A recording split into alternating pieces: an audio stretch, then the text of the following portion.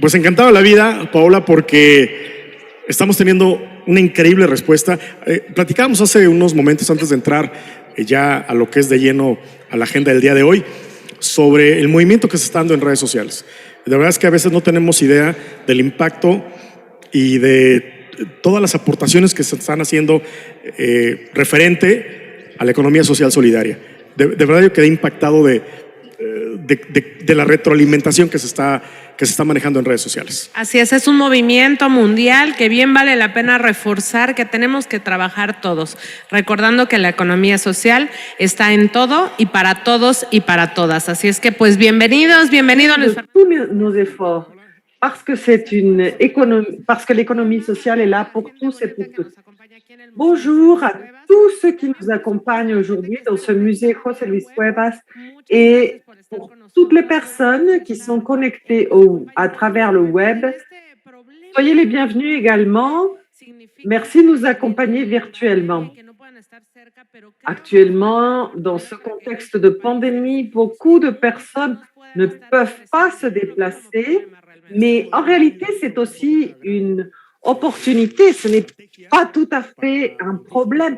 Oui, le modèle hybride de fonctionnement est une excellente stratégie et dorénavant, je pense qu'on pourra l'utiliser. Et aujourd'hui, ta robe représente l'état du Jalisco. Est-ce que tu peux me parler de ta robe? Oui, aujourd'hui, nous avons fait venir la région du Jalisco.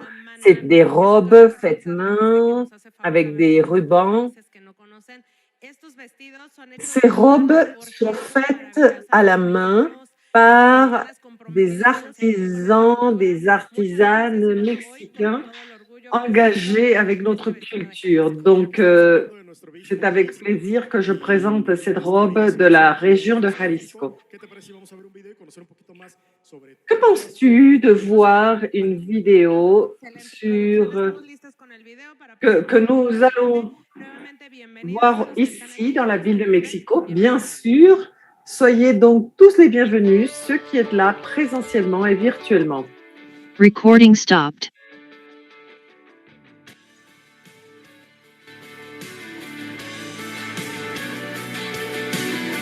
Une vidéo sur la ville de Mexico.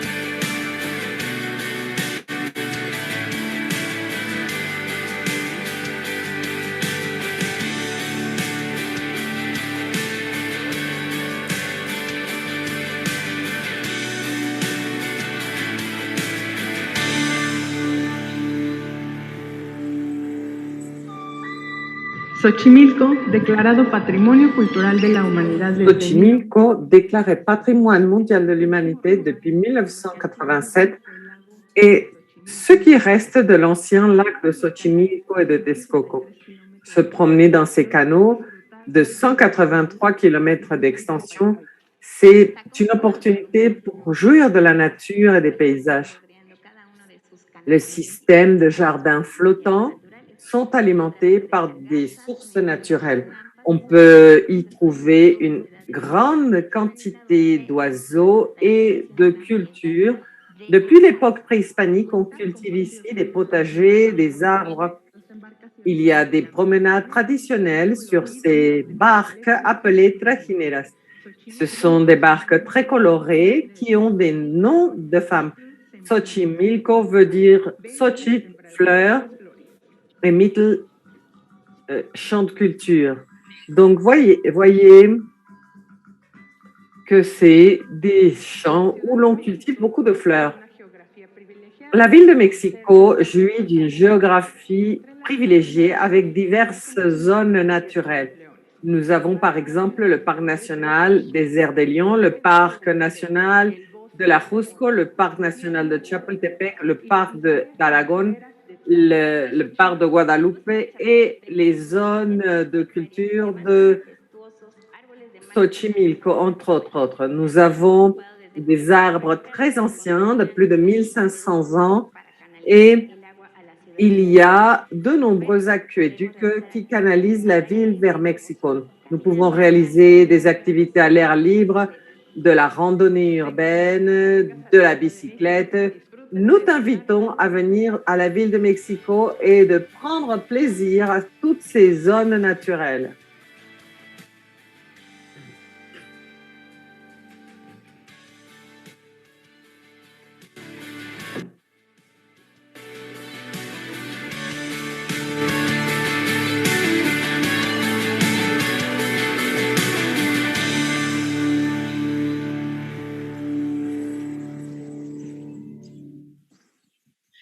Pues ahí está una muestra más de lo hermosísimo y todos los rincones. Voici un échantillon donc de tous les beaux endroits de cette ville de Mexico.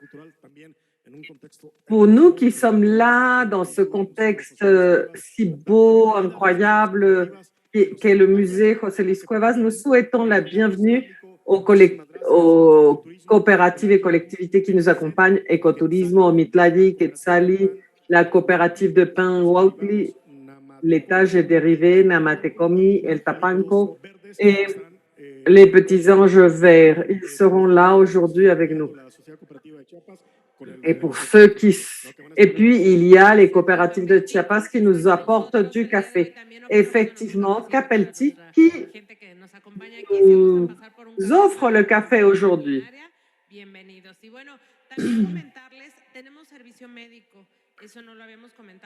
Nous avons également sur place un service médical. Si vous vous sentez mal, nous avons un service médical dans la partie arrière du musée.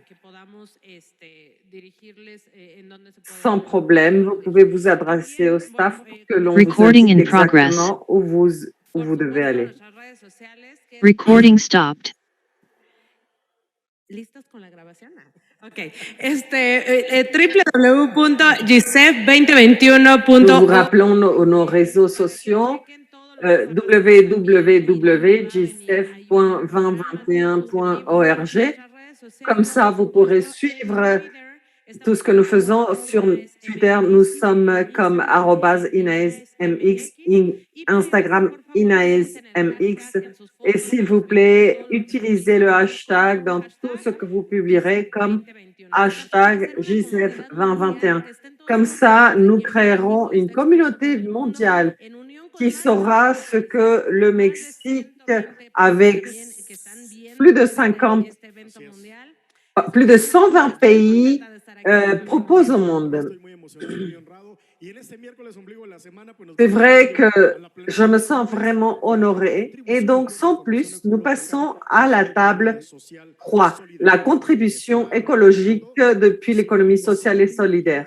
C'est Simel Sim qui coordonne, elle est directrice des programmes et les spécialistes techniques supérieurs au département d'entreprise du Bureau international du travail.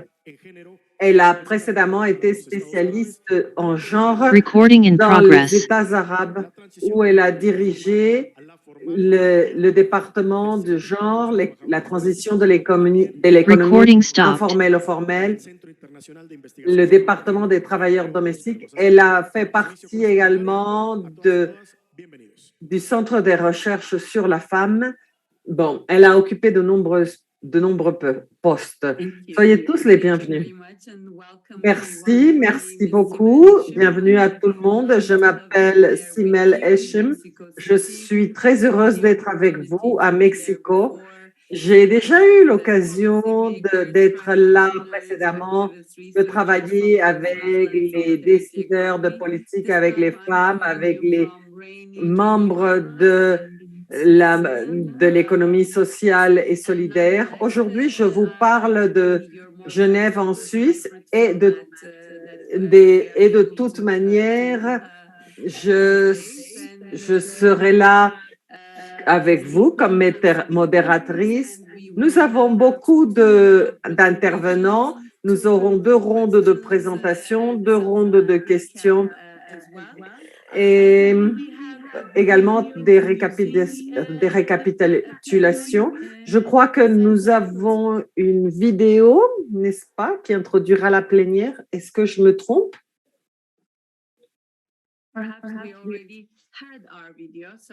Peut-être que la vidéo est déjà passée. Alors, je vais commencer et je vais El cambio donc climático es real. La planète demande une nouvelle orientation. Aujourd'hui, nous vivons une crise environnementale sans précédent qui engage toutes les nouvelles générations. Il y a une augmentation sans contrôle dans l'utilisation des ressources naturelles. Les stratégies vertes ont besoin d'une action sociale pour ne pas partialiser l'action. La participation écologique exige la construction de réseaux solidaires, l'aide mutuelle et la coopération. L'exigence de modération est importante, mais elle n'est certainement pas importante. La solution doit être proposée à partir d'une logique collective pour proposer des manières de fonctionnement plus responsables. Le changement ne doit pas s'orienter uniquement vers la croissance économique, mais aussi au bien-être des êtres humains et à l'harmonie avec la nature. Bienvenue à la plénière 3, contribution à la transformation écologique depuis l'économie sociale et solidaire. Yes, as you may have seen or heard, Très bien. Comme vous l'aurez certainement vu, l'économie sociale et solidaire est devenue un modèle alternatif de croissance. Surtout récemment, le secrétariat général des Nations Unies a mise de plus en plus sur l'économie sociale et le développement durable. On parle de plus en plus d'une transition juste, prenant en considération les aspects environnementaux et sociaux.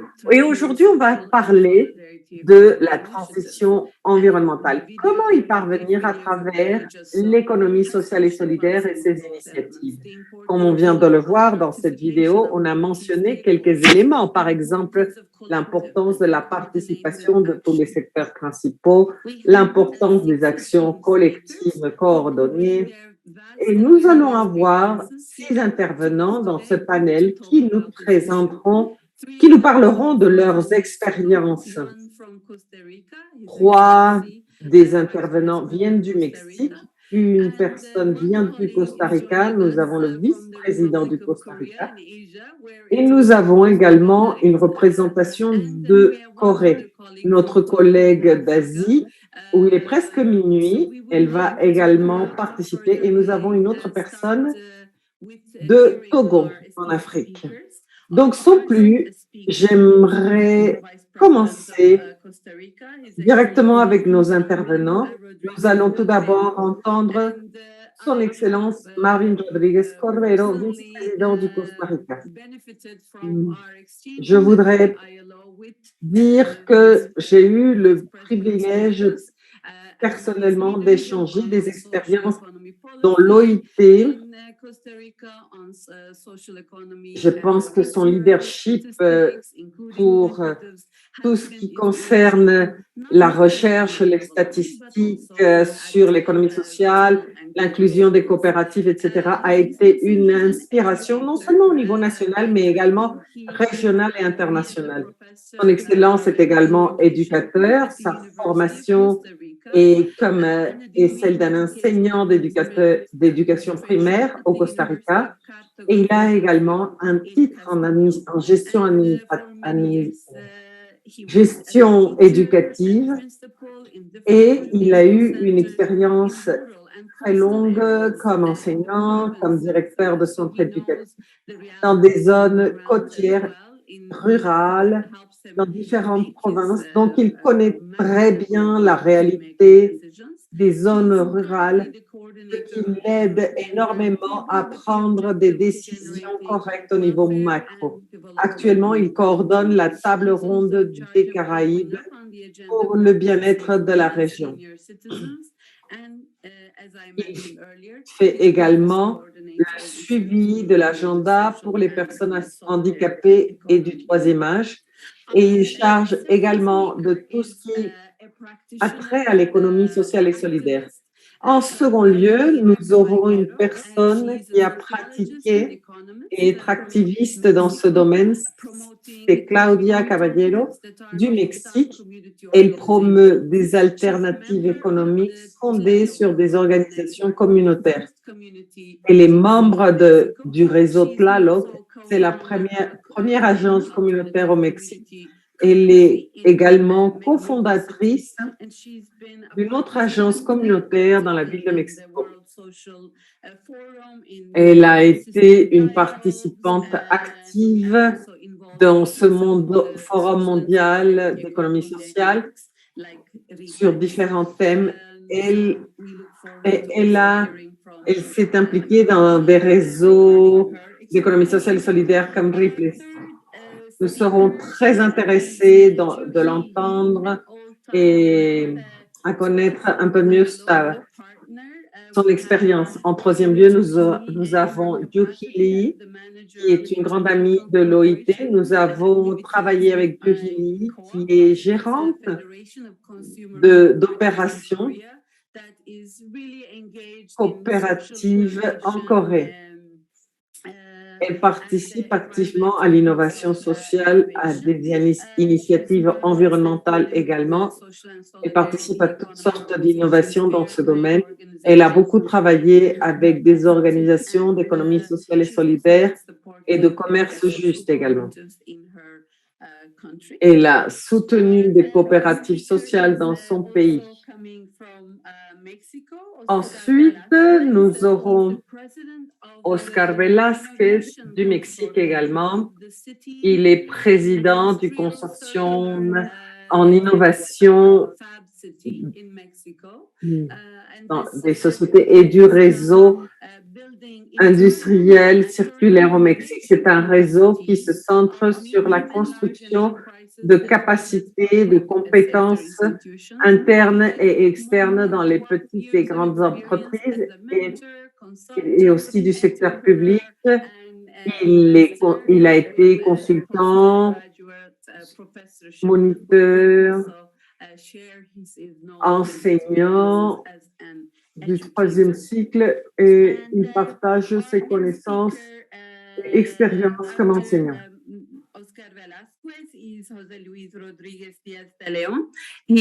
Après Oscar Velázquez, nous avons José Luis Rodríguez Oscar de León, qui vient également du Mexique. Il est secrétaire de promotion de l'emploi au Mexique. Il est enseignant de la faculté de droit de l'Université autonome de la ville de Mexico, une université très prestigieuse, et il a un master en droit constitutionnel.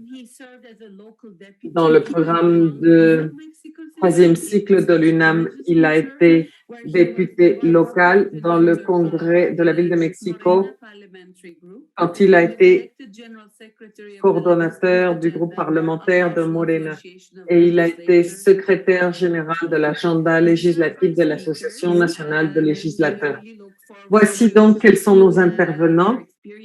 Nous sommes réellement très heureux de les entendre. Nous sommes très heureux de connaître leur expérience et sans plus, j'aimerais inviter son Excellence vice-président Marín Rodríguez Cordero pour qu'il commence sa présentation de 7 minutes.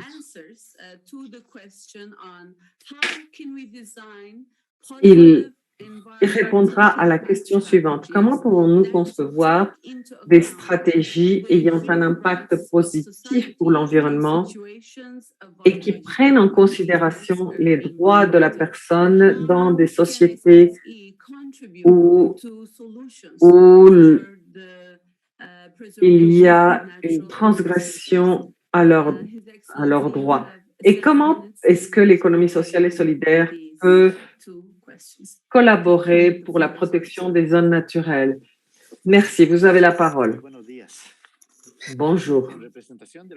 En représentation du gouvernement de la République du Costa Rica, j'envoie une salutation aux autorités du Forum mondial d'économie sociale et aux autorités de la ville de Mexico, ainsi qu'à Juan Manuel Martínez, directeur de l'Institut national d'économie sociale, pour son leadership dans cet événement si important.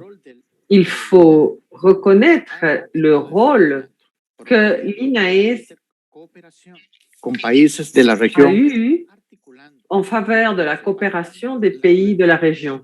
Avec la CEPAL, ils ont constitué le réseau de gouvernement en faveur pour l'économie sociale, ce qui deviendra une plateforme importante d'action conjointe dans le continent. De même, j'envoie une salutation fraternelle à mes collègues de ce panel. La thématique qui nous occupe aujourd'hui est de la plus grande importance dans la conjoncture actuelle. Ce n'est pas un hasard que l'urgente transformation écologique dans notre planète apparaisse liée à l'économie sociale et solidaire. Car si quelque chose caractérise l'économie associative, c'est bien qu'il s'agit d'une économie pour la vie. Nous ne pouvons pas parler d'un agenda global de développement et d'une économie qui agisse, qui situe au centre la personne, sans que cela signifie, à son tour, de positionner la durabilité écosystémique au centre de nos efforts pour parvenir au développement. Le secrétaire général de la Confédération nationale et internationale résume cela en disant « Il n'y aura pas d'emploi dans une planète morte ». Cette phrase serait applicable à toutes nos activités humaines. Il n'y aura pas d'économie, ni de développement, ni de prospérité ou justice distributive dans une planète morte. La responsabilité par rapport à l'actuelle crise sanitaire mondiale retombe sur nous, les êtres humains. Après une gestion inappropriée, surtout ces dernières 200 ans. Ça dépend de notre relation avec la nature. Nous avons interprété incorrectement que c'est l'être humain qui est le destinataire et le centre du développement, alors qu'en réalité, nous ne sommes qu'une pièce dans un système complexe et interdépendant d'écosystèmes. La pandémie COVID-19 et la crise socio-économique qui en découle nous incitent à repenser urgemment notre relation avec l'environnement naturel et nous incite à nous rendre compte de l'échec environnemental dominant.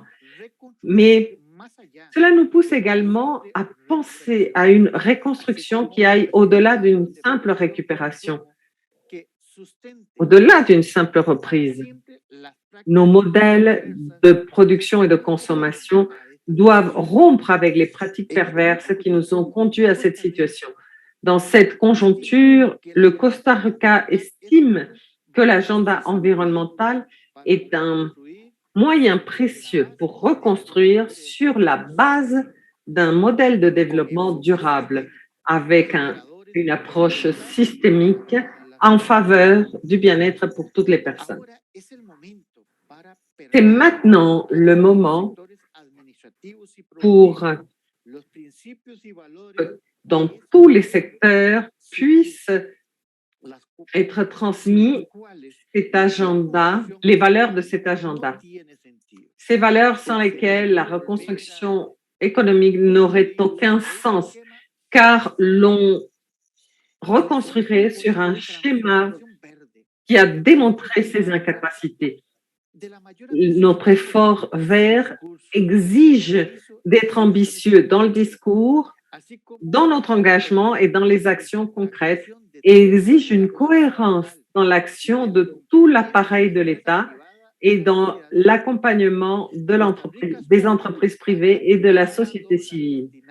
Le Costa Rica vise à ce que chaque dollar employé pour la reconstruction parte de cette vision du développement durable, indépendamment de la destination de cet argent. Et dans cet effort, nous sommes accompagnés par des partenaires tels que l'Union européenne ou la Banque mondiale. Dans cet effort, le Costa Rica a le leadership avec la France, la coalition pour la nature et les gens, une coalition de gouvernements engagés avec le développement durable qui aspire à protéger 30% des territoires continentaux et océaniques pour 2030.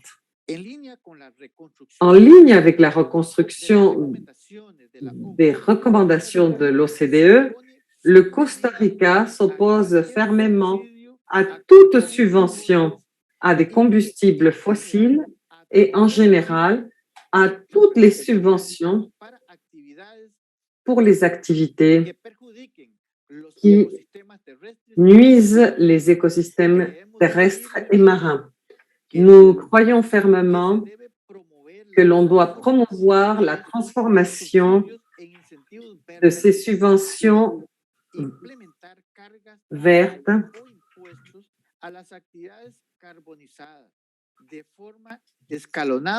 Nous pensons que ceci doit se faire de manière progressive mais ambitieuse. Nous devons nous proposer la reconversion totale de la conversion sociale dans la planète sur l'idée d'une énergie propre et sur la promotion d'une industrie utilisant une énergie propre qui fera la promotion des emplois. Et nous pensons que le Costa Rica a des avantages compétitifs comme un laboratoire pour la décarbonisation de l'économie. 30% du territoire est protégé sous un schéma de conservation. 52% du pays est une forêt.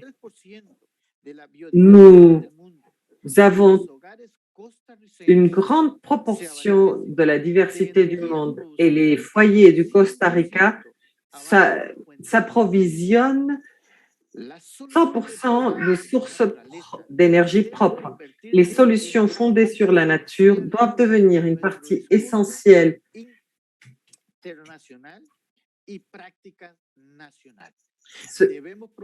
Nous devons promouvoir la mise en place étendue de ces mesures à toutes les échelles et promouvoir leur financement. L'économie sociale et solidaire possède un énorme potentiel pour les transformations, pour faire avancer les transformations nécessaires. Nous l'avons déjà fait dans des champs comme l'énergie propre, l'approvisionnement en eau potable et les schémas partagés pour la protection naturelle de l'État. Dans les mots, en citant les mots de la professeure Ostrom, l'économie solidaire est un instrument puissant pour éviter la tragédie des petits gens du commun en impliquant les communautés, les entreprises à la gestion et en mettant à profit les ressources de manière durable, en offrant des incentives tangibles pour préserver le patrimoine naturel. En synthèse, la crise actuelle est le moment idéal pour aiguiller la transformation de notre système productif à partir d'une économie pour la vie qui pourra assurer la préservation de notre planète. Et seul ainsi, il sera possible de situer la personne, l'individu au cœur et l'économie sociale est peut-être le mécanisme le plus optimal pour ce faire, puisqu'elle combine les deux modèles, les modèles d'affaires, le modèle humaniste et le modèle innovateur. Merci beaucoup. Thank you, His Excellency. We got to Merci, Excellence.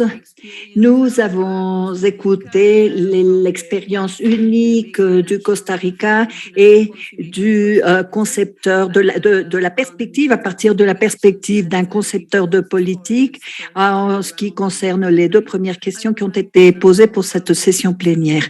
Et maintenant, je voudrais écouter Claudia Yadira Caballero, qui va nous donner une perspective un petit peu plus de base du Mexique. Claudia, vous avez 7 minutes pour répondre à la même question. Comment pouvons-nous avoir des impacts et des stratégies environnementales qui tiendront en compte les droits de l'homme et des sociétés dans une situation d'enfreinte de leurs droits? Et comment pouvons-nous contribuer avec des solutions possibles à cette situation?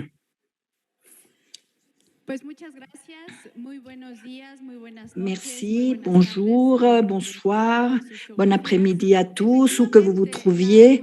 Oui, en effet, la perspective que je tiens à présenter, plus du point de vue de la société communautaire où je m'implique depuis il y a plusieurs décennies. Alors, je crois que le premier pas en avant sera d'analyser avec les yeux grands ouverts, il faudra affronter la réalité. Je n'ai pas montré la vidéo. On se trouve à un moment d'urgence climatique inédite et aussi bien les personnes que les communautés, que les entreprises, que les gouvernements, nous devons finalement faire face à cette situation de la manière la plus réaliste et la plus honnête, sans tomber dans le désespoir, dans l'angoisse, mais avec joie, avec espoir, mais de façon très honnête.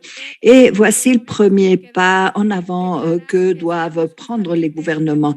Il faut déclarer l'urgence climatique et oui, en effet, le modèle de l'économie sociale et solidaire est clé pour comprendre qu'il faut changer le paradigme économique. Cela fait partie d'un courant de l'économie solidaire qui, depuis il y a de nombreuses haleines, nous indique que le changement nécessaire est un changement de fond, une manière différente de nous percevoir en tant qu'humanité. Bon, ceci pourrait avoir un air ontologique, épistémologique, philosophique, sur quel type de personnes et de société nous voulons bâtir. Mais c'est justement cette crise que nous affrontons dans le cadre de cette pandémie qui a donné la possibilité à plus de groupes, à plus de personnes de s'interpeller sur cette situation et voir qu'on peut changer la situation. Que se passe-t-il?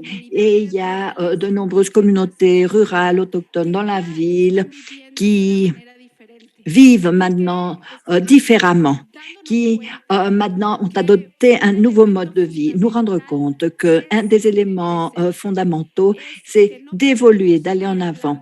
On ne peut pas continuer à parler de croissance, même si elle est durable, mais il faut affronter les limites même, les limitations même de la planète. Les scientifiques nous l'ont averti déjà. Il faut apprendre à vivre avec les ressources que nous avons.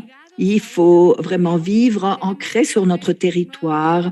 Il faut de nouveau apprendre à vivre en harmonie avec la nature, savoir que nous sommes écodépendants, mais également interdépendants des personnes.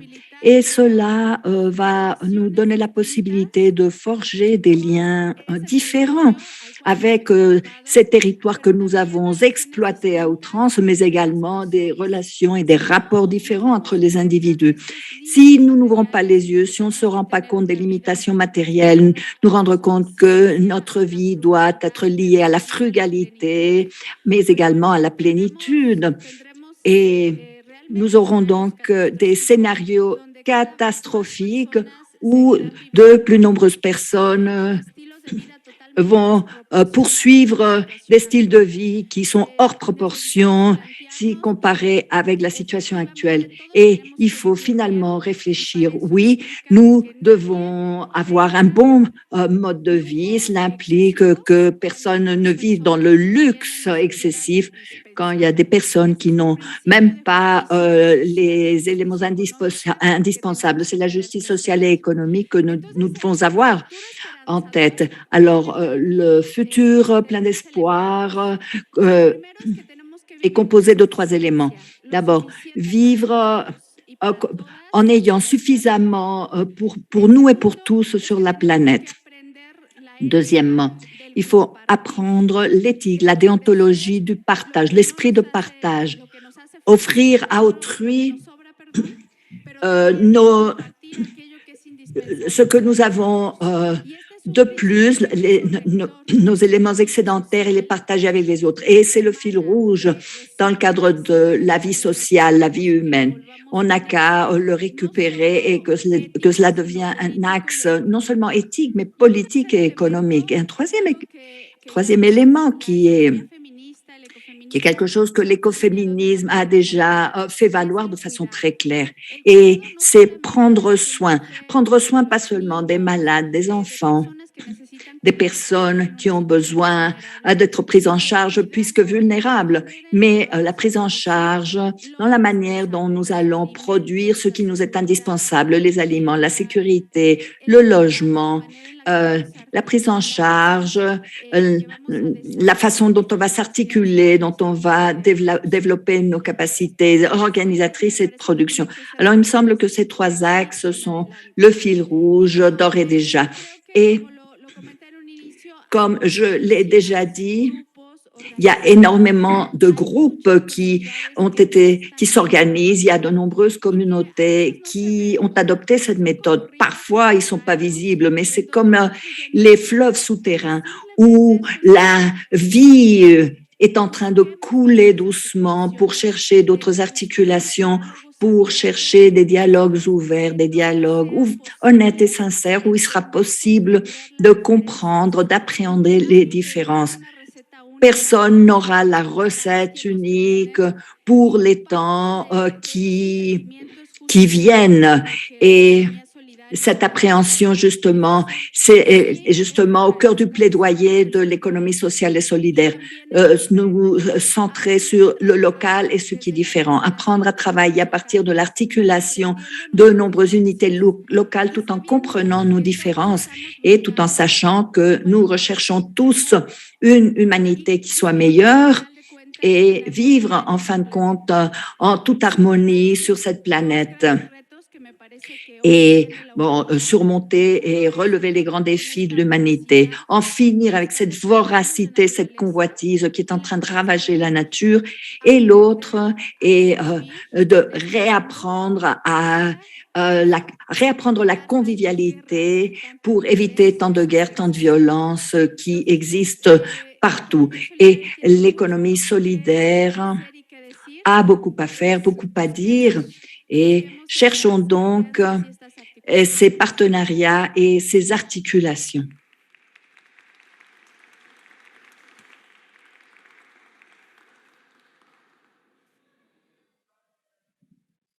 Thank you very much, Claudia. Merci beaucoup, Claudia, pour ces mots si pleins d'inspiration et à partir de vos expériences.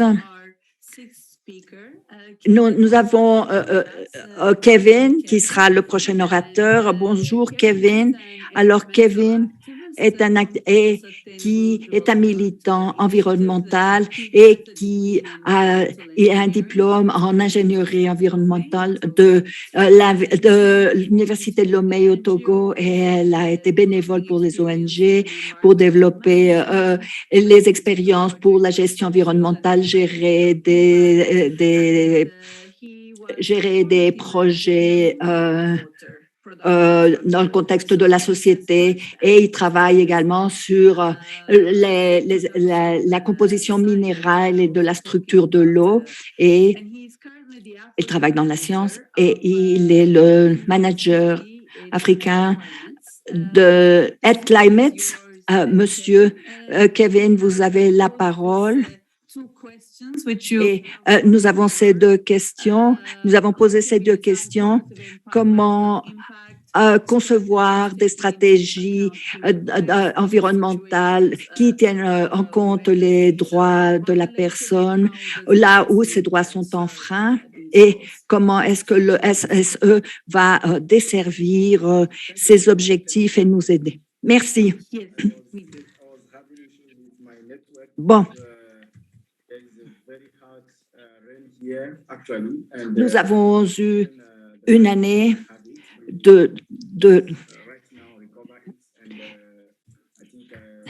Alors, il me semble que mon réseau ne fonctionne pas bien parce que nous avons eu énormément de pluie et je suis Kevin Ossa du Togo. Mon pays est très petit en Afrique occidentale et notre peuple se voue à l'agriculture.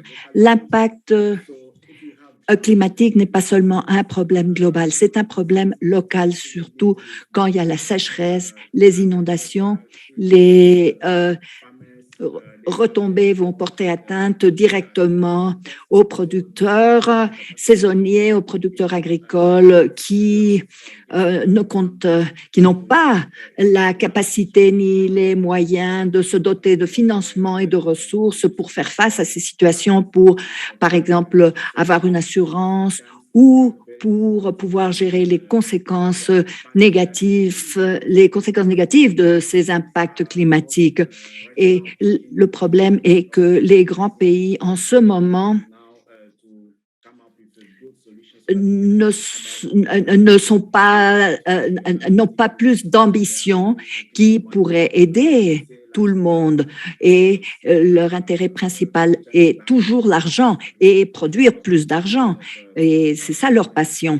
Et nous avons parlé de l'accord de Paris, mais toutefois, nous n'avons pas encore, ils n'ont pas encore acheminé la quantité de ressources qu'ils avaient promises. Le président actuel a accru le financement des États-Unis dans le contexte des situations environnementales. Le gouvernement de la Chine, en ce moment, refuse de porter soutien à l'industrie du charbon au niveau mondial. Et au niveau local, nos producteurs agricoles subissent toujours, surtout les femmes, les jeunes, parce que ce sont les groupes les plus vulnérables qui sont en train de perdre la bataille face au changement climatique.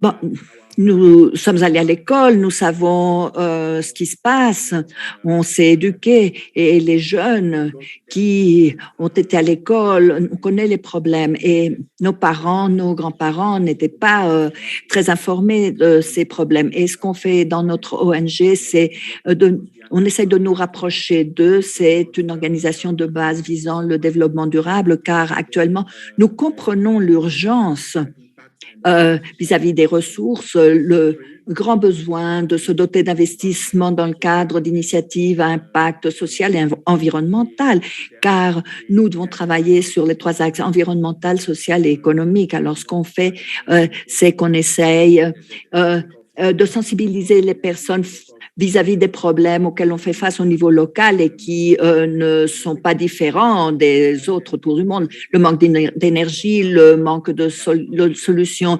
novatrices.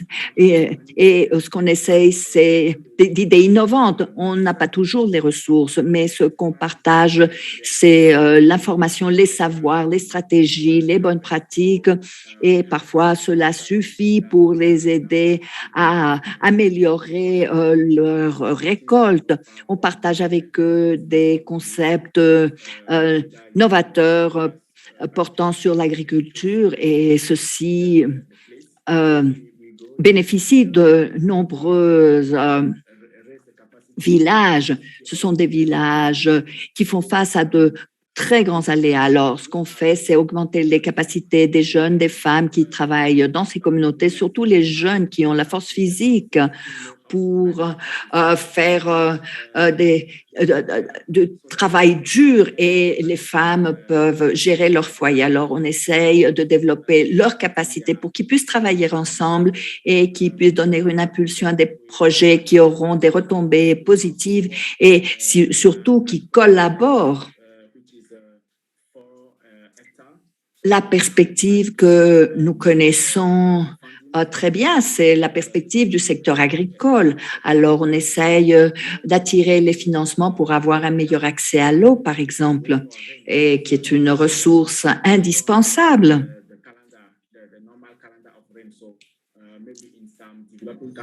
Et peut-être dans certains pays en développement, on peut se doter de données scientifiques pour avoir de meilleures prévisions, pour lancer des campagnes, par exemple. Mais en Afrique, généralement, on n'a pas ces outils. On suit toujours nos savoirs traditionnels. On essaye maintenant de nous doter de capacités. On essaye de se doter de capacités pour que les personnes puissent mieux gérer l'eau. Cela aura des impacts sur les récoltes. C'est pour cela qu'on voudrait obtenir des cellules solaires et le secteur photovoltaïque pour que ainsi nous puissions également aborder le problème énergétique. Il y a des petites entreprises naissantes et nous souhaiterions créer des partenariats avec eux pour avoir accès à ces marchés internationaux qui existent déjà. Si nous n'avons pas un marché nous-mêmes au niveau local, l'agriculture ne suffira pas, car en fait, ce n'est pas une affaire pour nous, c'est un mode de vie. C'est une subsistance pour nous. Alors, ce qu'on cherche à faire, c'est de développer des outils innovants pour relever les différents défis que pose la crise climatique. Et au final, ce qu'on recherche également, c'est d'avoir accès au marché. Quand on parle de SSE ou d'économie sociale et solidaire, ce n'est pas des questions sociales et environnementales uniquement. Il s'agit de marché. Et c'est ce que je voulais partager. C'est un petit projet sur lequel on travaille en ce moment. Nous en sommes au stade de mise en place, de mise en œuvre. Et nous attendons déjà les résultats et les débouchés, mais on est en train d'analyser comment on va poursuivre. Et si vous avez des questions là-dessus, alors je répondrai à vos questions. Merci Kevin, merci pour avoir partagé votre perspective, un exemple au niveau local, votre travail au niveau local, mais avec la perspective que vous partagez avec nous, la perspective de l'Afrique. Cela s'avère très intéressant. Et maintenant, Juki Hili de la République de Corée, il est minuit en Corée. Juhili, merci d'être toujours réveillé, d'être avec nous. Et si vous pouvez partager avec nous vos réflexions sur ces deux questions que nous avons posées pour ce panel suivant votre vécu.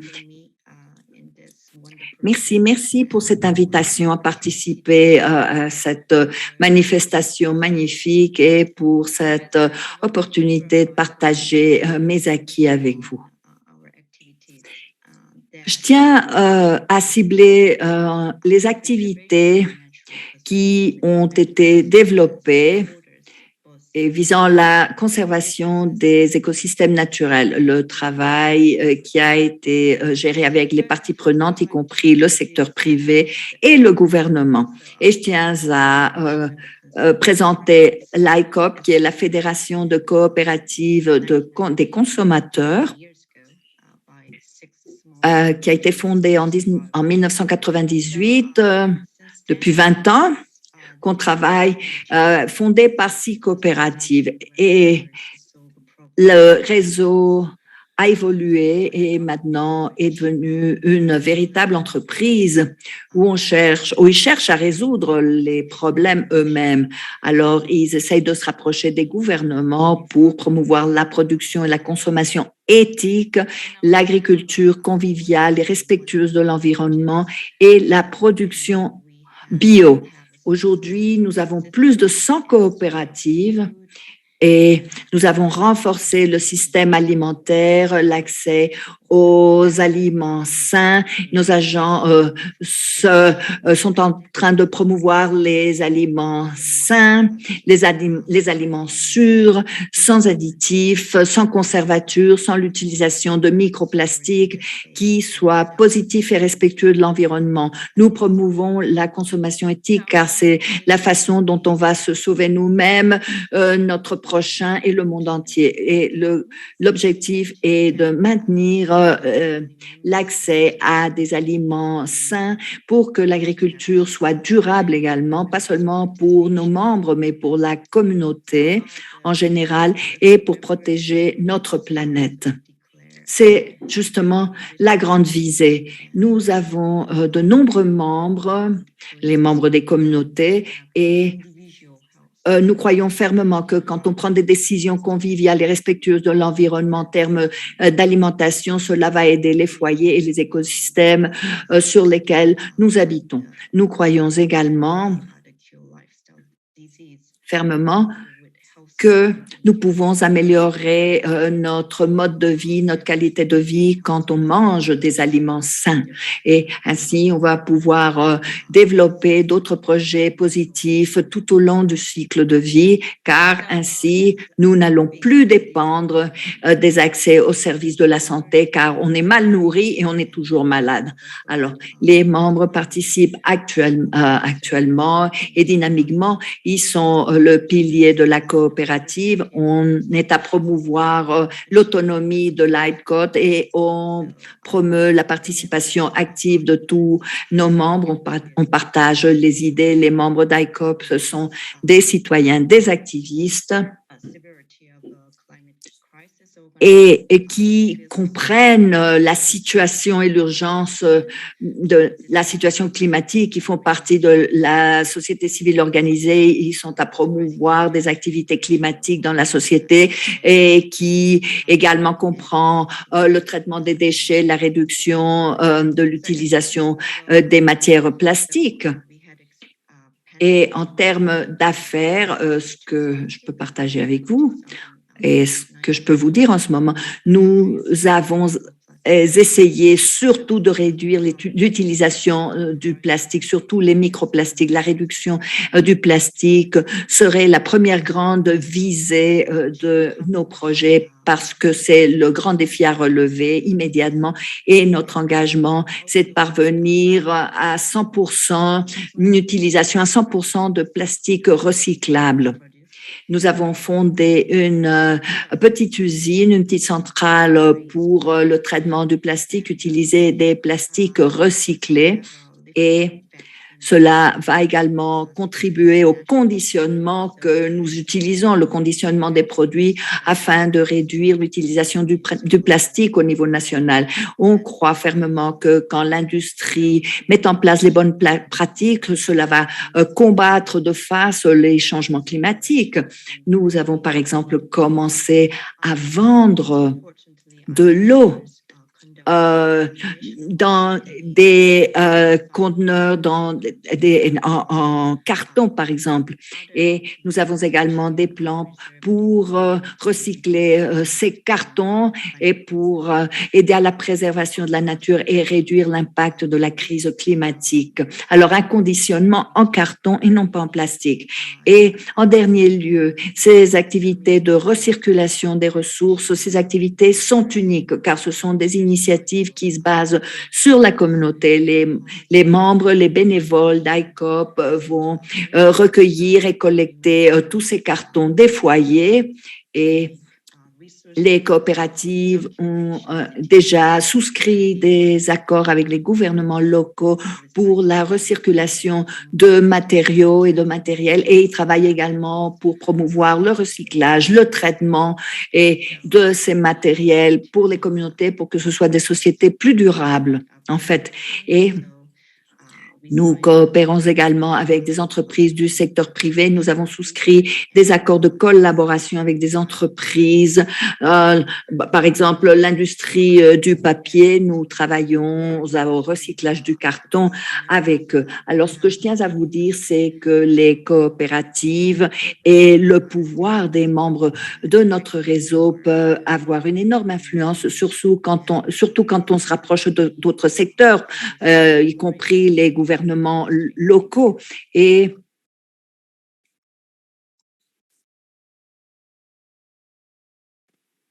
Sorry, I'm muted. Thank you. Very nice. The national example of how cooperatives can be instrumental in mobilizing their members for environmental change and also contributing to more democratic societies. So this is indeed very inspiring. Our next speaker is our two next speakers are from Mexico. And I would like to give the floor now to Oscar Velasquez for 7 minutes to respond to the same questions, please. Thank you. Gracias. Buenos días a todos. Oscar Velázquez, presidente y director de Oscar Velázquez, président et directeur de Forcity Network. Merci à tout le monde d'être ici. Je considère que l'ordre le plus important, ça doit être la priorité, ça doit être de préserver la planète. Parce que sans ça, nous n'avons plus rien, ni système financier, ni rien. Donc, dans ce sens, je travaille dans des projets d'innovation sociale, d'innovation en développement économique et je crée des processus qui soutiennent la planète, les services locaux, les services environnementaux.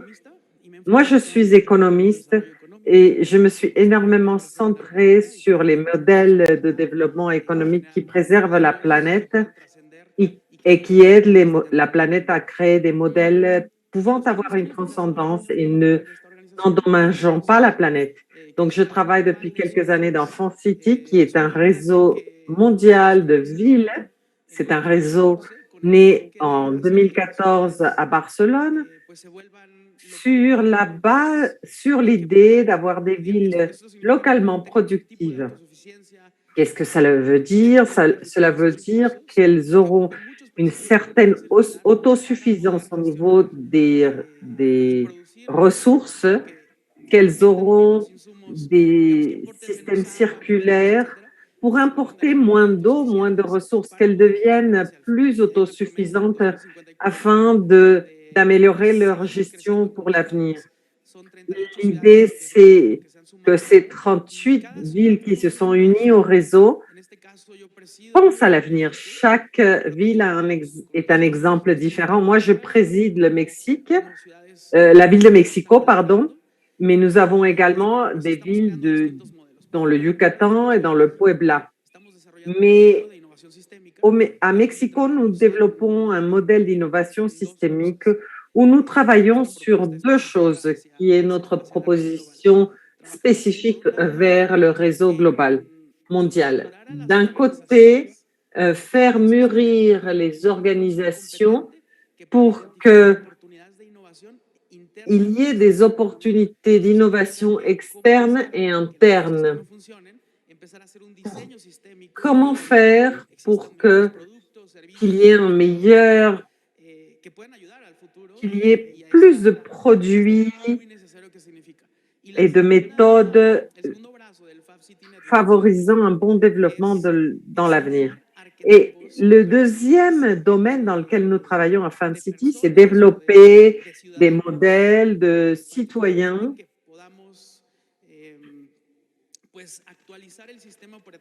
pouvant actualiser le fonctionnement des citoyens. Actuellement, les citoyens n'ont pas la mentalité qu'il faut pour le changement. Nous sommes tous voisins, tous citoyens, nous avons des emplois divers, mais l'unité des mesures des villes, c'est les citoyens. Donc, nous considérons que si nous allons investir au développement des compétences en tant que citoyens et si nous allons les former dans les différents contextes organisationnels, nous pouvons créer le changement. Donc, au niveau des citoyens, nous avons quelques considérations, quelques caractéristiques du nouveau type de citoyen qui devrait exister et qui pourrait transmettre son changement aux différentes échelles de leur organisation. Quelques caractéristiques de ce citoyen, c'est que c'est un citoyen avec une pensée systémique, agissant toujours au niveau local, mais pensant quand même à ce qui se passe mondialement. Nous sommes également des habitants de la planète. Nous ne pouvons pas penser uniquement à notre petit coin de la planète. Les tendances climatiques sont planétaires. Nous devons penser à ce niveau-là également. Alors, que pouvons-nous apporter au niveau systémique à d'autres régions qui partagent peut-être les mêmes caractéristiques géographiques, démographiques que nous? La pandémie a bien démontré qu'en réalité, nous sommes une unité, une seule planète, avec un système d'information massif, unitaire également. Nous sommes homogénéisés en quelque sorte en tant que citoyens et nous avons un impact assez similaire. Les tendances de production et de consommation sont assez similaires. Les manières dont nous mesurons le citoyen, c'est justement ce que mentionnait Claudia. On ne peut pas continuer à grandir sans hypothéquer notre avenir. Nous ne pouvons pas continuer à croître de la même manière. Comment il faut donc réfléchir à la manière de produire? Et donc, à Fab City, nous travaillons dans ces stratégies pour voir comment les entreprises, à travers un département d'innovation, comment elles peuvent trouver des opportunités. Mais également dans le gouvernement, nous travaillons dans les domaines, dans les départements d'innovation. Parce que c'est la responsabilité de tous de créer de l'innovation. Qu'est-ce que c'est que l'innovation?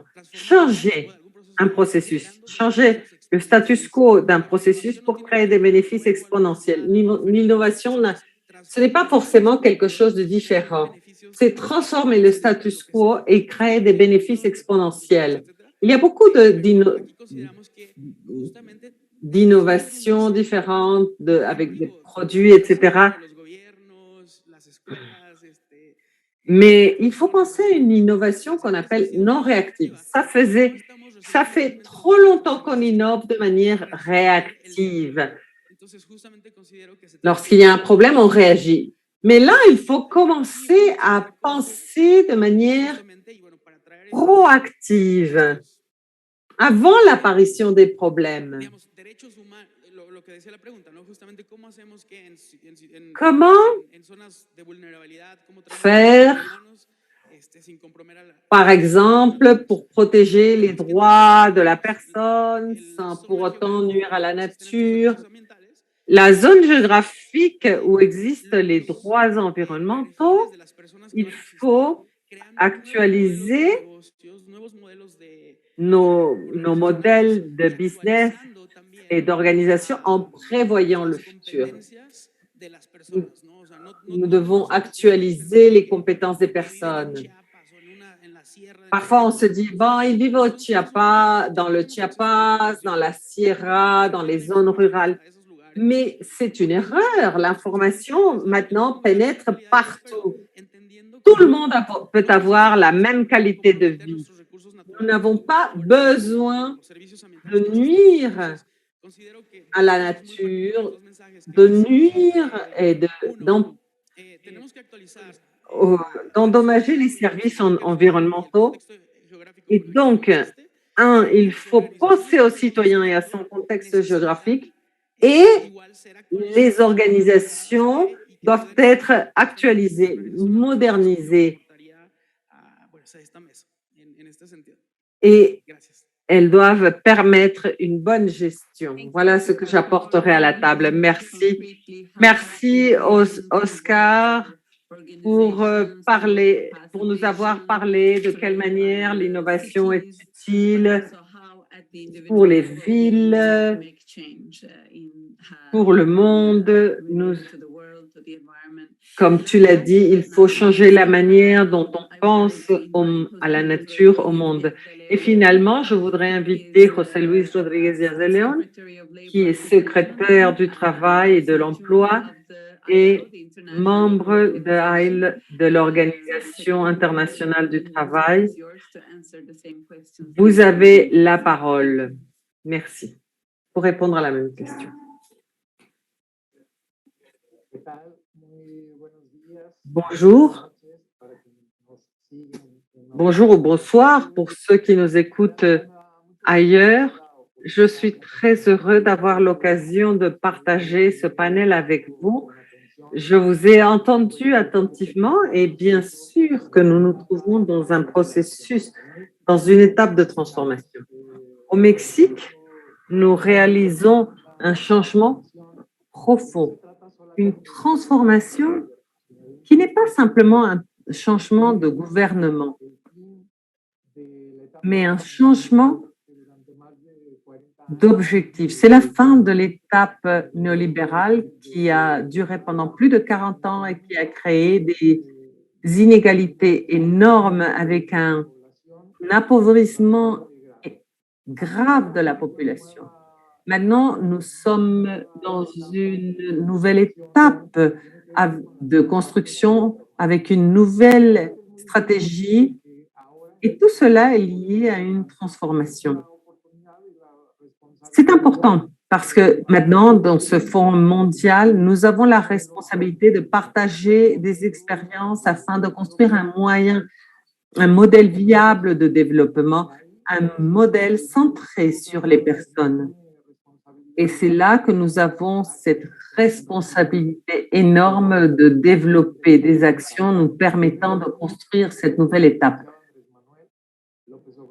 Dans le gouvernement du Mexique, le président Andrés Manuel López Obrador a défini des concepts de base pour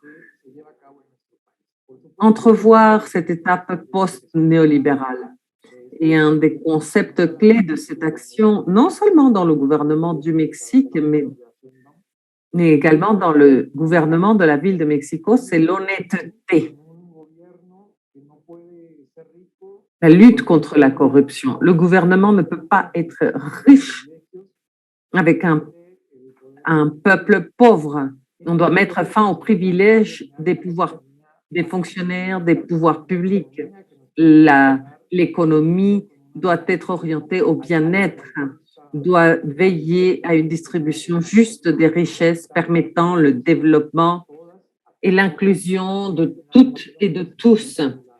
Nous devons lutter contre la féminisation de la pauvreté.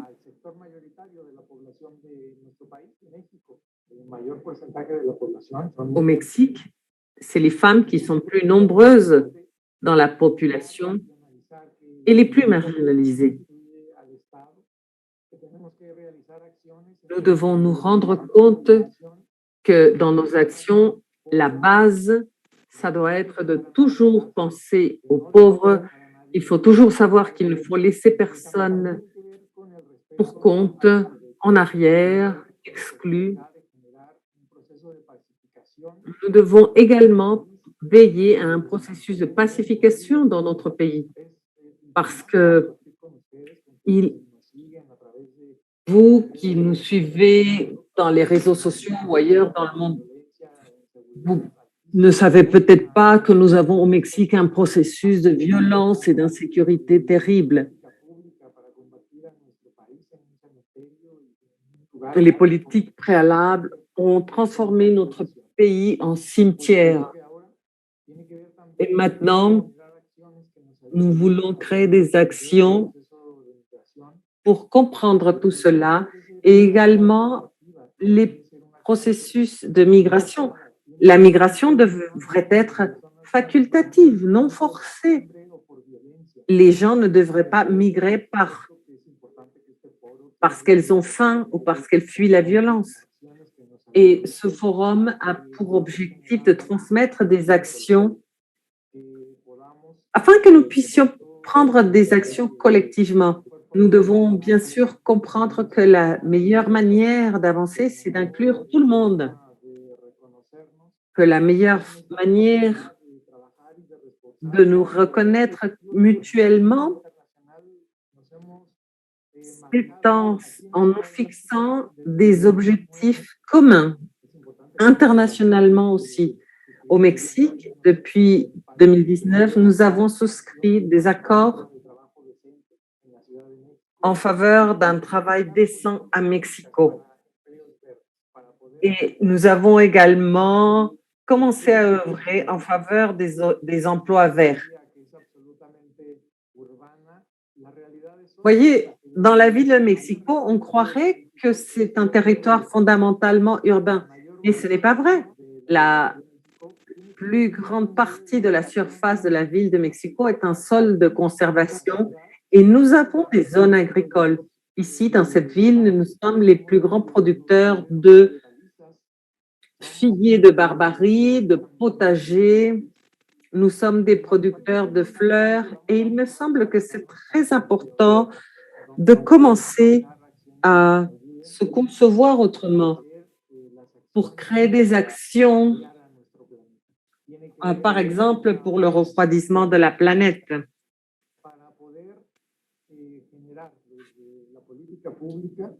L'idée est de créer depuis la politique publique des actions pour avoir des meilleures opportunités et de meilleures conditions de vie. Dans la société civile, il y a aussi des propositions très importantes, comme vous l'avez montré, Claudia, Oscar, tout le monde, parce que ce n'est qu'à travers le rassemblement des volontés que nous pourrons parvenir au changement. Le vice-président du Costa Rica, M. Marvin Rafael Rodriguez, on a bien dit que nous devons créer des politiques publiques qui nous intégreront et dans lesquelles nous nous sentirons reconnus. C'est également notre idée à Mexico. Nous voulons consolider les coopératives agricoles, écotouristiques, les coopératives de culture environnementale, toutes les coopératives. Et j'espère que nous aurons l'opportunité de continuer à avancer dans ce sens. Merci beaucoup.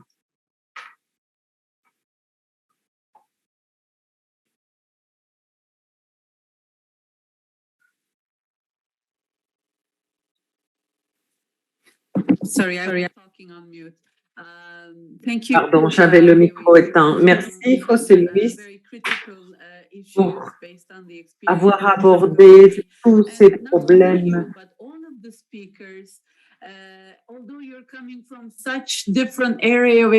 Même si vous tous venez de pays si différents, d'expériences si différentes, il est remarquable de voir que vous parlez tous un peu de la même manière, presque philosophique. Vous parlez de principes et de valeurs et de paradigmes et de ce qui est nécessaire au niveau de l'individu, mais aussi de la société, du monde. Vous parlez de la manière dont nous consommons et nous produisons. J'ai bien peur de ne pas avoir été une très bonne modératrice parce que je n'ai pas bien géré le temps. Et donc, pour la prochaine partie, je vais demander à nos intervenants d'être très, très brefs. Vous n'aurez que 2 minutes. Je sais que c'est difficile, c'est mon erreur, c'est de ma faute de ne pas avoir conservé plus de temps pour cette partie. Et la question pour la deuxième partie, c'est quelles sont les actions ou les stratégies que les individus, les groupes, les sociétés, les pays devraient faire pour avoir un monde plus inclusif? Quelles sont les actions qui devraient être promues au niveau local? Peut-être que dans ces 2 minutes, vous pouvez en parler de manière très succincte. Et ensuite, nous céderons de nouveau la parole. Et donc, maintenant, nous céderons la parole de nouveau à Son Excellence Marvin Rafael Rodriguez, vice-président du Costa Rica. Merci beaucoup, chers amis. Il est très difficile de transmettre ce que vous voudrez dans ces minutes-ci, mais je vais essayer de dire la chose suivante. Les crises simultanées que la société globale traverse actuellement doivent être vues effectivement comme une crise profonde des droits de la personne. Nier le droit à la liberté, à la libre expression, à une vie digne, à un environnement sain et à un travail décent, c'est ce qui pousse des millions de personnes à quitter leur communauté d'origine. Nous ne pouvons en aucun cas tourner le regard. Nous devons parler d'une économie pour la vie et d'une transformation écologique pour nos sociétés, qui doivent être de nouvelles sociétés. Lorsque l'on voit ce qui se passe avec nos frères haïtiens, vénézuéliens, centro-américains, quand nous voyons ce qu'ils doivent souffrir pour chercher une existence digne, ils mettent en danger leur vie, ils sont humiliés tout au long de leur trajet et pourtant, les raisons pour lesquelles ces personnes doivent quitter leur pays ne sont pas de leur faute. Il y a de nombreux facteurs qui les poussent à cela.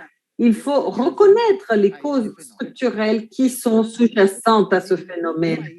Aucun pays de la région, pour puissant qu'il soit, peut aborder ce problème de manière individuelle. De la même manière, la crise sanitaire du Covid et la crise environnementale qui découle du changement climatique et la dégradation des écosystèmes sont des problématiques qui ne peuvent en aucun cas être abordées par un seul pays. Quelle est la cause, la racine commune à ces migrations? Le crime organisé, les économies clandestines, la dégradation de l'environnement, le changement climatique, un modèle économique prédateur des personnes qui ne sont considérées comme des objets jetables et une planète qui n'est considérée comme une source de matières premières.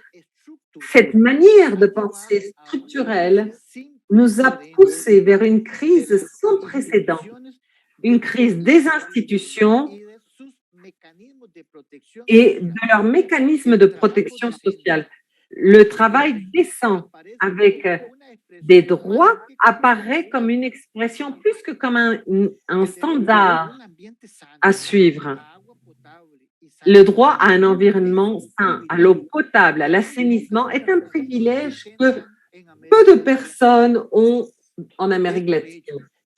C'est la raison pour laquelle nous devons aborder avec ambition, mais également avec des mesures concrètes, ce problème avec des politiques qui partiront d'une rationalité essentielle. Nous devons adopter une approche de droit de la personne situant la personne et sa relation avec la planète au centre de tout. Et qu'est-ce que je veux dire lorsque je parle de ces mesures ambitieuses? Je sais que j'épuise mon temps, mais s'il vous plaît, donnez-moi une minute de plus.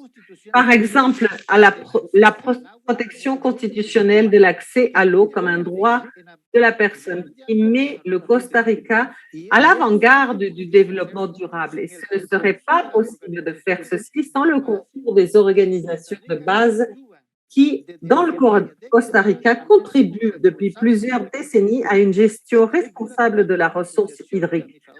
Cette figure s'appelle des associations administratrices des eaux rurales. Il ne serait pas possible de le faire sans le soutien des coopératives d'électrification rurale qui, depuis des années, investissent une partie de leurs revenus pour l'achat de zones où il y a des nappes aquifères pour la protection de ce liquide vital. Il serait difficile de parler en peu de temps de tout ce que ces coopératives ont fait pour que les sources solaires, hydrauliques et éoliques, qui sont si importantes au Costa Rica, puissent opérer la plupart du temps tout au long de l'année, puissent opérer avec des sources d'énergie renouvelables. L'engagement auprès de la nature et des gens est un exemple de mesures ambitieuses et concrètes que nous devons mettre en place rapidement pour parvenir à la transformation écologique de notre planète. C'est une condition nécessaire pour que les personnes du continent et du monde puissent aspirer à une existence digne sans être forcées à quitter leur pays d'origine. Je regrette de ne pas avoir respecté le temps. Voilà. Merci beaucoup. Thank you, Your Excellency. Claudia. Merci, Votre Excellence. Claudia, les mêmes questions pour toi, 2 minutes également. Oui, en 2 minutes, c'est impossible de partager les millions d'expériences qui existent dans le monde. J'ai connu la ICOP il y a 3 ans, j'ai été en Corée. Ça a été une expérience extraordinaire, comme beaucoup d'autres expériences qu'il y a dans d'autres pays, au Japon, en Espagne. Il y a également des milliers d'expériences au Mexique, des centaines d'expériences dans la ville de Mexico. Moi, je suis très optimiste par rapport à la créativité, la capacité des personnes et des communautés pour s'organiser et pour bien faire les choses. Je pense que tout est là. Il y a par exemple des potagers urbains, des coopératives de production, des groupes de consommation, des défenseurs du territoire, des entreprises autogestionnaires, des occupats de peuples, de villages antiques qui avaient été abandonnés. Il y a beaucoup de gens qui font ces choses-là. Moi, je ne participe que dans une de ces milliers d'initiatives, de projets. C'est une communauté dans la ville de Mexico où nous nous centrons sur la production locale. Nous avons un potager urbain qui est le potager de Tlatelolco et là et dans d'autres endroits, on produit de manière locale, mais nous nous sommes centrés sur la consommation locale également et à utiliser une monnaie communautaire. Ça fait plus de 11 ans que l'on travaille dans cette expérience, mais il y a des expériences qui ont plus de 20, 30, 40, 50 ans. Moi, j'ai ici un petit livre qu'on vient de publier il y a quelques semaines. Nous nous racontons justement notre expérience. Nous nous relions avec beaucoup de réseaux. Il existe des réseaux de monnaie communautaire, comme il y a des réseaux de potagers urbains, comme il y a des réseaux de coopératives. Et justement, ce que nous faisons, c'est de travailler pour que ces expériences soient de plus en plus holistiques, intégrales. Nous voulons nous donner la main pour partager nos expériences et je pense que la société civile en mouvement est là. Et les gouvernements locaux ont de grands défis pour dialoguer avec cette société civile. Nous devons créer ces rythmes et ces processus d'articulation et nous avons besoin que ces gouvernements locaux, très humblement, apprennent à écouter ce qui se fait déjà, les expériences qui existent déjà dans la société civile. Et nous devons continuer à défendre ces formes très diverses, toute cette richesse qui existe dans les différents projets.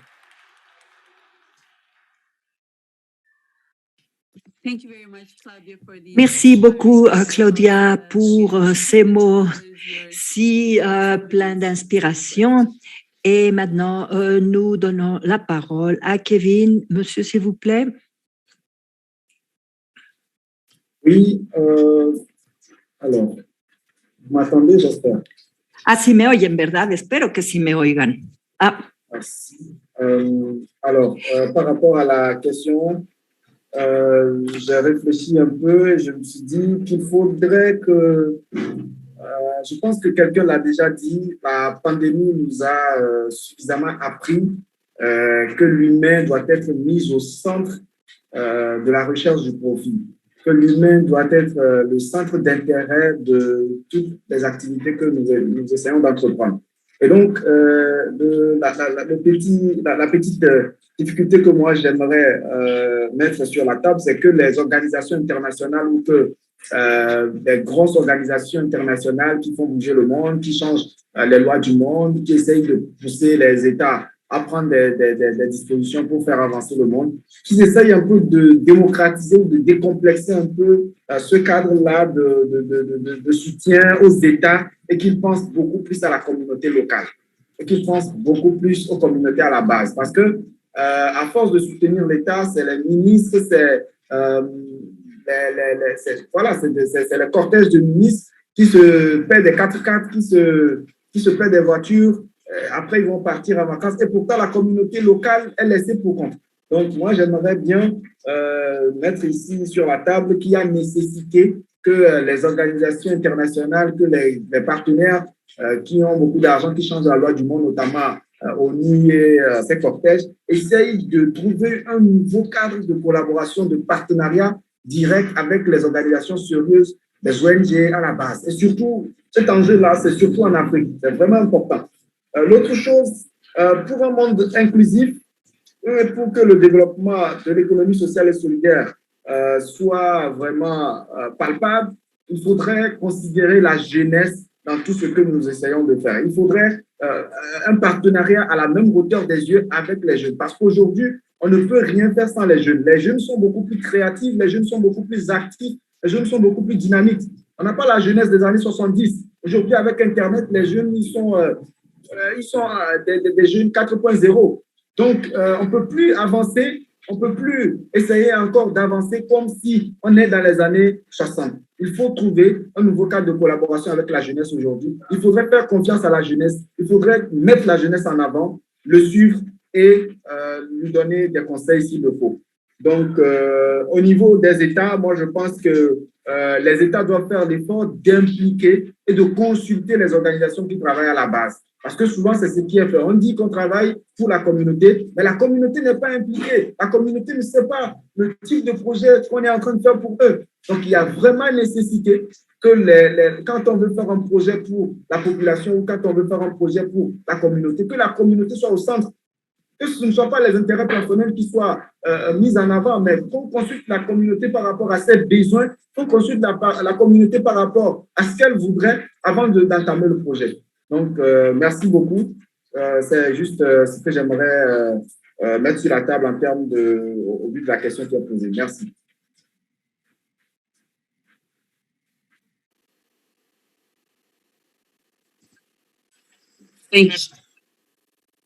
Thank you, Kevin. Again, the involvement of youth, co-creation. Merci, Kevin. Merci pour parler de la co-création de politiques et de programmes.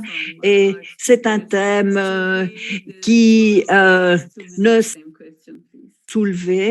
cesse d'être soulevé. Bon, merci beaucoup, merci beaucoup. Nous parlons également de toutes les actions qui vont impliquer les membres et d'autres parties prenantes. Il y a déjà 10 ans, nous avons Nous avons créé le groupe industriel avec le soutien financier des industriels, des employés, des salariés, d'autres acteurs en vue de créer un nouveau système d'agriculture et en vue de promouvoir la production sécurisée d'aliments dans le cadre de culture durable. Nous avons tenu compte des éléments de logistique et de production. Il s'agit d'un parc qui implique de nombreuses techniques pour maintenir une production stable et produire des aliments sains pour les personnes qui en ont besoin. Et nous offrons également des systèmes d'infrastructure à la production durable et conviviale et respectueuse de l'environnement dont on a si besoin. Les producteurs, les agriculteurs, dans ce cas, ajoutent de la valeur à nos actions par le biais de leurs pratiques et leur mode de traitement d'aliments. Nous avons appliqué des politiques intégrantes. Par exemple, il y a une production de matières plastiques et de produits contaminants dans ce parc-là. On ne doit utiliser que des produits durables et nous avons des installations culturelles telles des théâtres, et un café pour tenir des événements culturels, pour que les personnes se rassemblent et redynamiser la communauté locale et générer des emplois pour ces communautés. Il me semble que le projet est essentiel pour la gestion de nos affaires, pour la gestion de nos activités, vu la coopération qui existe avec le gouvernement local. Le gouvernement analyse les problématiques de la communauté, va travailler de la main avec eux pour trouver des solutions à ces parcs naturels. Et cela veut dire que les partenariats publics-privés sont ancrés, se basent sur la confiance et on croit fermement que ces projets seront couronnés de succès pour satisfaire les besoins, garantir et assurer que les coopératives puissent aller de l'avant et poursuivre leurs activités. Merci beaucoup pour nous avoir décrit ces groupes industriels et nous parler de la coordination, la co-création, les bonnes pratiques. Notre intervenant suivant, Oscar Velasquez, qui a 2 minutes pour répondre à ces questions. Merci beaucoup, merci beaucoup. Bon, j'aimerais parler de la façon dont on mesure le développement, comment générer l'innovation dans le cadre des indicateurs et des métriques et faire le suivi de comment évolue l'humanité et comment nous penchons sur ces problématiques de la planète. Et il est important d'y réfléchir et de le tenir en compte. Nous sommes ce que nous mesurons, c'est-à-dire les indicateurs et les métriques. Si on ne mesure rien, on ne peut rien comparer. Alors, on devient ce qu'on mesure. Alors, justement, on n'a pas mis à jour les indicateurs ou les indicateurs qui sont utilisés ne sont pas modifiés. La modification est trop ralentie. Et ici, ce qui est important, c'est comment... Et je rebondis sur ce que j'ai déjà dit. Le citoyen, c'est un des indicateurs les plus importants sur lequel on mesure le développement. On mesure le développement. Quel type de citoyen sommes-nous? Quels sont les impacts qu'on génère en termes systémiques? Si nous repensons les indicateurs et la signification d'un citoyen dans le monde entier, qui est devenu un terme très homogène, nous pouvons mettre à jour et mesurer les pratiques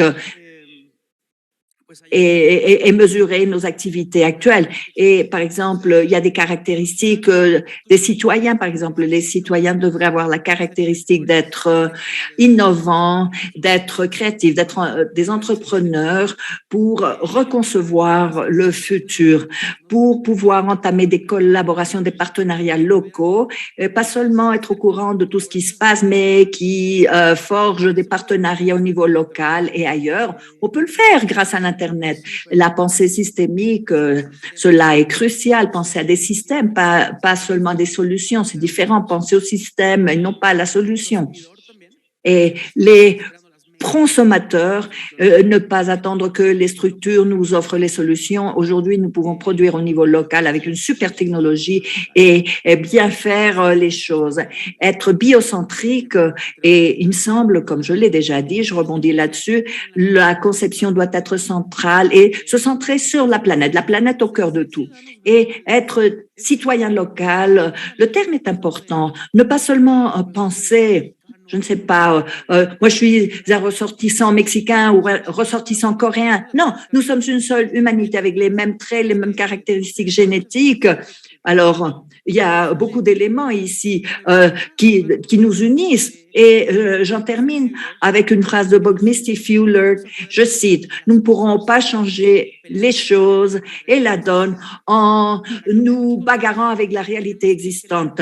Pour changer la mise, il faut créer d'autres modèles qui rendront le système actuel complètement obsolète. » Alors, on ne peut pas continuer à changer si on continue à faire les mêmes choses et à agir de la même manière. Alors, la manière de transformer cette unité de mesure qui est le citoyen, comment être innovant pour créer et faire évoluer le développement de façon transcendantale et qui laisse un autre patrimoine, un riche patrimoine pour les générations futures.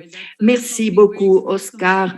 Alors bon, et c'est un thème qui me tient à cœur, pouvoir faire le traçage, le suivi, mesurer, avoir des indicateurs, à pouvoir mesurer le PIB, le bien vivre, le bien-être. Alors, monsieur, le dernier, nous aurons maintenant monsieur José Luis Rodriguez, notre dernier intervenant qui va répondre exactement à la même question. José Luis, monsieur, vous avez la parole.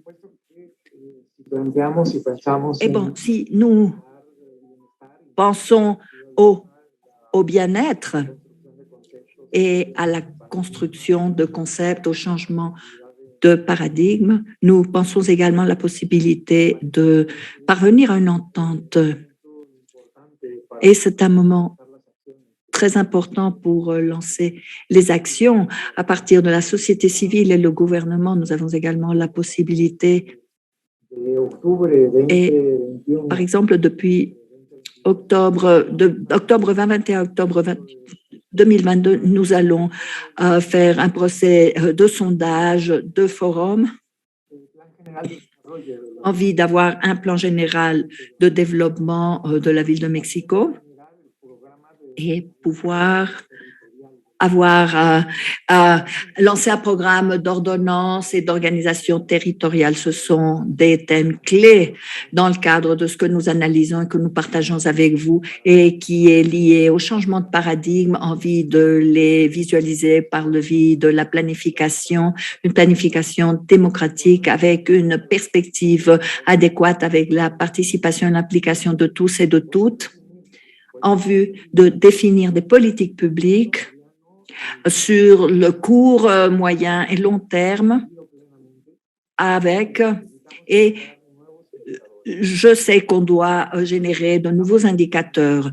Je suis pleinement d'accord avec cette idée de nouvelles stratégies, de nouvelles politiques publiques qui, bien sûr, implique toutes les personnes. Bien sûr, on se doit de générer de nouveaux mécanismes de mesurement qui nous indiqueront si nous sommes sur la bonne voie, si nous sommes déjà à faire évoluer des procès qui amélioreront la qualité de vie des habitants et tout particulièrement parlant de la ville de Mexico, parvenir à un équilibre territorial, à une transformation économique, et ceci requiert la participation collective. Il n'y a pas moyen d'avancer tout seul, en solo. Il faut avancer en collectif. Personne ne pourra avancer tout seul, en solo, et c'est ainsi, il faut avancer en groupe, en collectif. Merci beaucoup. Merci beaucoup, José Luis. Merci à tous les orateurs pour ces réflexions si enrichissantes et pour les idées que vous proposez pour ce besoin de co-création de solutions innovantes, qu'on parle de participation, de coordination, de pensée systémique, de nouvelles mesures et également l'importance des coopératives et l'importance des initiatives à l'économie sociale et solidaire, l'action communautaire sur le terrain. Tout cela est très important puisqu'on voit d'excellents résultats, d'excellentes expériences qui doivent être partagées. Et on doit vraiment se rapprocher pour parvenir à un changement transcendantal. Bon, je regrette infiniment de vous dire que nous n'avons plus le temps, mais prenons une photo de groupe de tous les participants avant de clôturer la session. Nous avons encore 1 minute. Ouvrez vos caméras et nous pourrons prendre la photo de groupe, s'il vous plaît. Alors, gros sourire. Hola amigos emprendedores de la Red Iberoamericana. Mi nombre es Daniela Rendón, saludándolos de la Ciudad de México. Represento a GCS Protección y Beneficio Familiar, Sociedad Cooperativa de Consumo. En GCS COP, nuestro compromiso es con la seguridad social, el desarrollo profesional y económico de todos nuestros socios, a través de un modelo de publicidad y promoción digital formado por un equipo de emprendedores que buscamos maximizar la comercialización de nuestros productos y servicios. Adicionalmente, generamos ingresos fijos y crecientes con la incorporación de nuevos socios comerciales a la cooperativa. Contamos con una revista digital con emisión mensual que incluye un directorio comercial clasificado por las actividades económicas de los socios, así como artículos de interés, entrevistas, videos y promociones que los socios deseen publicar, logrando crear sinergia comercial dentro de la cooperativa. Hola. En Sociedad Cooperativa Trabajadores de Pascual S.C.L. somos más que una embotelladora de bebidas de frutas. A través del tiempo, hemos demostrado que es posible la organización laboral para consolidar una empresa sana, que hoy es ejemplo del sistema cooperativista en México. Con bebidas como Boing, Pato Pascual y Lulú, que son nuestros estandartes, nos hemos mantenido en el gusto y preferencia de los consumidores de varias generaciones. Para conformarnos como cooperativa, hubo la necesidad de sensibilizar a todos los trabajadores y optar por un estilo laboral y de vida que nos permitiera mejorar nuestra situación económica, social y cultural. Este sistema ha logrado crear una sinergia de productividad y beneficio colectivo. Ser una empresa como esta es un gran orgullo, un ejemplo de perseverancia y esfuerzo, donde el consumidor es quien se beneficia al tener a su alcance productos nacionales de la mejor calidad. En Cooperativa Pascual estamos conformados por una extraordinaria infraestructura acorde al siglo XXI, en el que trabajamos con equipo y tecnología de vanguardia, lo que nos permite fijar metas a corto y largo plazo basadas en las necesidades del mercado y las preferencias de los consumidores. Contamos con 2 plantas de producción, una en San Juan del Río, Querétaro, y otra en Tizayuca, Hidalgo, en las que elaboramos toda la gama de productos aplicando los más altos estándares de calidad, con la confianza de responder en tiempo y forma a la gran demanda del cada vez más competido mercado de bebidas. En estas plantas producimos más de 40 millones de cajas anuales, con el apoyo de 4 sedes en la Ciudad de México, 30 sucursales y un creciente número de distribuidores autorizados a lo largo del territorio nacional. Comercializamos nuestras ya tradicionales marcas como son Boing, Pato Pascual, Lulú, Néctasis, Agua Purificada, Mexicola y Power Dog, además de la leche Pascual. Nuestras plantas tienen la certificación de sistemas de gestión de calidad ISO 9001-2015 en los procesos de elaboración de bebidas, néctares y pulpas de fruta. Asimismo, contamos con la certificación de FDA en Estados Unidos, lo que nos permite exportar nuestros productos a este país.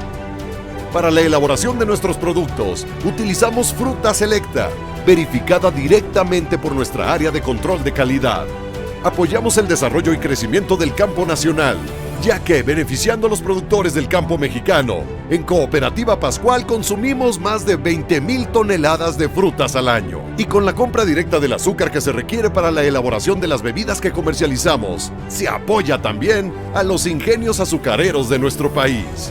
En una empresa como esta, Basamos parte de nuestra fortaleza en la distribución de nuestros productos. Por esto, contamos con una infraestructura de unidades de reparto, asegurando así que nuestras bebidas se puedan disfrutar en cada rincón de México y el extranjero.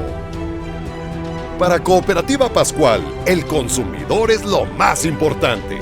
Por esto, nuestras decisiones, el personal, las inversiones en tecnología y capacitación se enfocan en satisfacer a los paladares más exigentes. La excelencia de nuestros productos nos ha merecido diversos premios, como el de la excelencia europea, el americano de calidad y reconocimientos internacionales al prestigio comercial de bebidas de marca y calidad. Dentro de la cooperativa tenemos una Fundación Cultural Trabajadores de Pascual y del Arte AC, con un amplio acervo pictórico de importantes artistas. Esta fundación realiza exposiciones por todo el país y apoya diversos proyectos culturales independientes. Por otra parte, contamos con un centro recreativo ubicado en San Juan Teotihuacán para el esparcimiento de los trabajadores y del público en general. Orgullosos de nuestra apuesta por el crecimiento sostenible, el compromiso con el medio ambiente, la creación de empleos y la integración, llevamos nuestras bebidas a cada vez más personas, que son la auténtica base de nuestro futuro. Ser una cooperativa no es solo una figura administrativa, es la orgullosa realidad de una empresa 100% mexicana. Somos lucha, somos calidad, somos la experiencia de más de 80 años en el mercado, somos líderes en la elaboración de bebidas, somos Cooperativa Pascual, calidad que sabe a tradición.